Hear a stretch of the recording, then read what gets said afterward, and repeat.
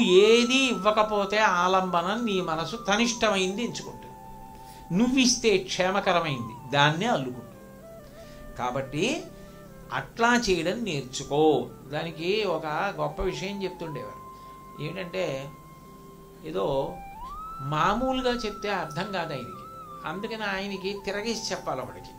అందుకని ఆయనకి ఏం చెప్పారంటే, అమ్మకి అన్నం పెట్టవద్దు, పిత్తు పెట్టి పందిరెయ్యవద్దు, అప్పు ఇచ్చి తిరిగి అడగవద్దు, దరిద్రం వస్తే నీ ఇల్లు నువ్వు తవ్వుకో, ఆఖరిది ఆఖరణ గుర్తుపెట్టుకో అన్నారు.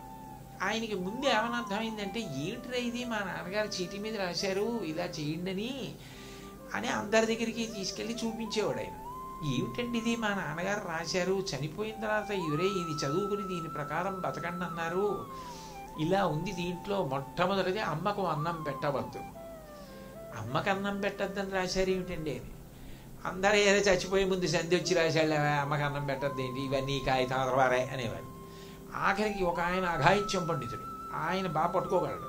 ఆయన అన్నాడు, మీ నాన్న చాలా తెలివితేటలుగా రాశారా, అమ్మకి అన్నం పెట్టవద్దు, అమ్మ చేతి అన్నం నువ్వు తిను. మా అమ్మగారికి నేను అన్నం పెడుతున్నానండి, మా అమ్మగారు నా దగ్గరే ఉంటున్నారు, నేనే భోజనం పెడుతున్నాను అనుకో. మా అమ్మ చేతి భోజనం ఇప్పటికీ చేసే అదృష్టం భగవంతుడు ఇచ్చాడను.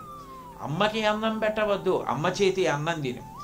విత్తు పెట్టి పందిరేయవద్దు, విత్తనం పెట్టేశాక పందిరేస్తాను అనకో. నీకేదో పని వస్తుంది, ఊరెళ్ళిపోతావు, ఈలోగా నేల మీద పాకుతుంది, మేక తినేస్తుంది. పందిరేశాక విత్తనం పెట్టు. విత్తు పెట్టి పందిరేయవద్దు, పందిరేసి విత్తు పెట్టు, తిరగేసి చదువు. అట్లాగే అప్పు ఇచ్చి తిరిగి అడగవద్దు.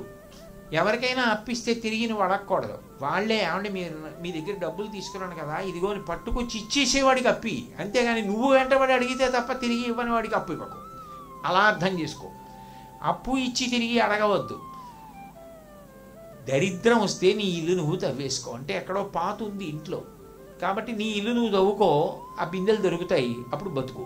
కష్టపడి బతకడానికి నేర్చుకో. మరీ దరిద్రం వచ్చేస్తే తప్ప అప్పటి వరకు నీ ఇల్లు నువ్వు తవ్వకు.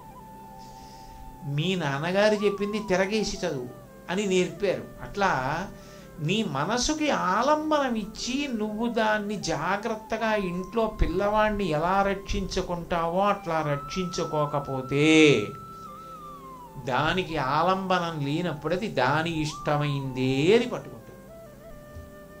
అప్పుడు ఉపయోగం ఏముంటుంది? అసలు నువ్వు ఏది చేసినా మనసుని సంస్కరించుకోవడానికే. కాబట్టి అది నేర్చుకో.